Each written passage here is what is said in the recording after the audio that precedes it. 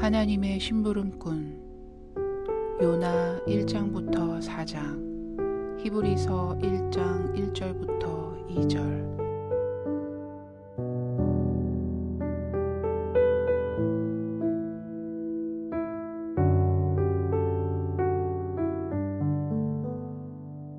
하나님은 요나에게 맡기실 일이 있었어요. 그런데 요나는 그 일을 원하지 않았어요. 하나님이 말씀하셨어요. 니느웨로 가서 그들에게 내가 그들을 사랑한다고 말해주어라. 하나님, 싫어요. 그들은 아주 나쁜 사람들이에요. 그들은 악한 짓을 일삼는 나쁜 사람들이에요. 요나가 말했어요.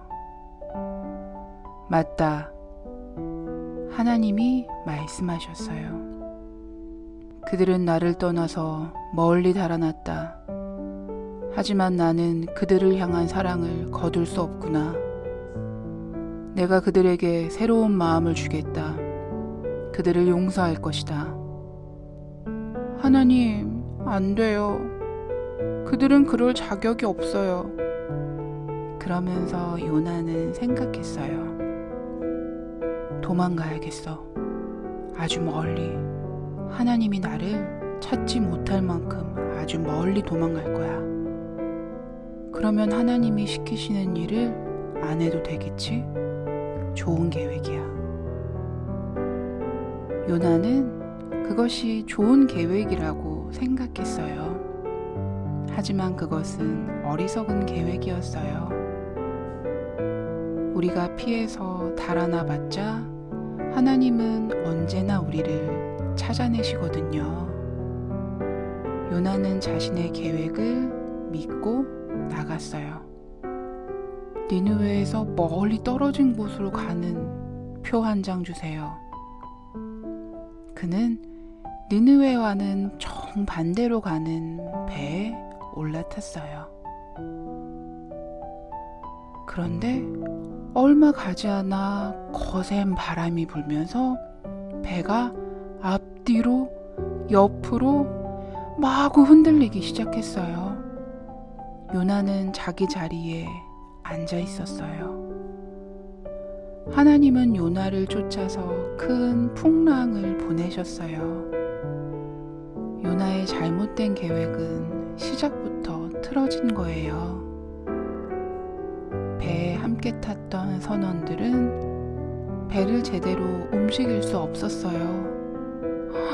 배가 가라앉는다! 그들은 소리치며 모든 것을 물속으로 던지기 시작했어요.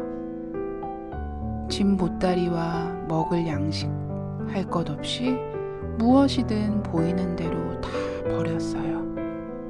그때쯤 요나는 그 풍랑이 자기 때문이라는 것을 깨달았어요. 그래서 선원들에게 큰 소리로 말했죠. 나를 바다에 던지시오. 그러면 풍랑이 그칠 것이오. 선원들은 어찌해야 할지 몰랐어요. 요나가 소리쳤어요. 모두가 살 수 있는 길은 그것뿐이오. 그래서 하나, 둘, 셋, 붕덩.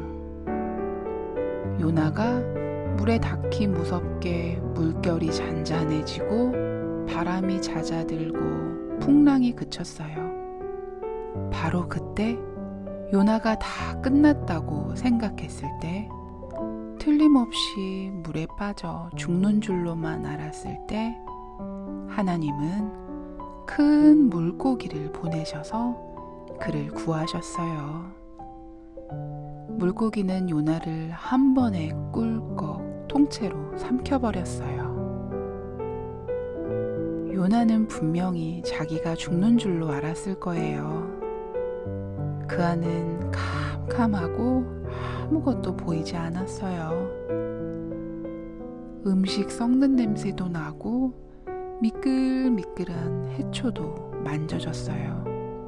그래서 요나는 자기가 죽지 않았다는 것을 알았어요. 그는 물고기 뱃속에 있었던 거예요.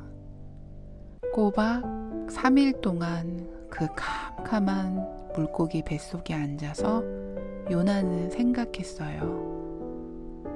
그는 자신의 계획이 아주 어리석었음을 깨달았어요. 달아난 것이 후회스러웠어요. 그래서 그는 큰 물고기 속에서 하나님께 기도했어요. 용서를 구했답니다. 3일 후에 물고기는 요나를 어떤 모래사장에 뱉어냈어요. 바로 그때 요나의 이름을 부르는 소리가 들려왔어요. 요나야, 니느웨로 가라. 하나님이 말씀하신 거예요. 그렇다면 이번에는 요나는 네 하고 대답했어요. 그리고 곧바로 니느웨로 가서 모든 사람에게 하나님의 놀라운 말씀을 전했어요.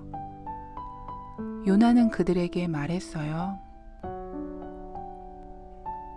니느웨 사람들, 여러분은 하나님을 떠나 멀리 달아났지만 하나님은 여러분을 향한 사랑을 거두지 않으셨습니다. 어서 하나님께 나아가십시오. 그러면 하나님께서 용서해 주실 겁니다. 니느웨 사람들은 요나의 말을 들었어요. 그리고 하나님을 사랑하기 시작했어요. 그들은 하나님을 피해서 달아나기를 그만두고 하나님의 말씀대로 사는 법을 배웠어요. 요나처럼요. 먼 훗날 하나님은 또 다른 심부름꾼을 보내셔서 그와 똑같은 놀라운 메시지를 전하게 하실 거예요. 요나처럼 그분도 하루, 이틀, 사흘 동안 칠흑같이 캄캄한 곳에서 보내시게 되죠. 그런데 이 심부름꾼은 하나님의 친아들이세요. 사람들은 그분을 말씀이라고 부르게 되죠. 그분 자신이 하나님의 말씀, 우리가 알아들을 수 있는 말로 번역된 하나님의 말씀이시니까요. 하나님이 온 세상에 알려주고 싶으신 모든 것을 갖고 사람으로 오신 거예요.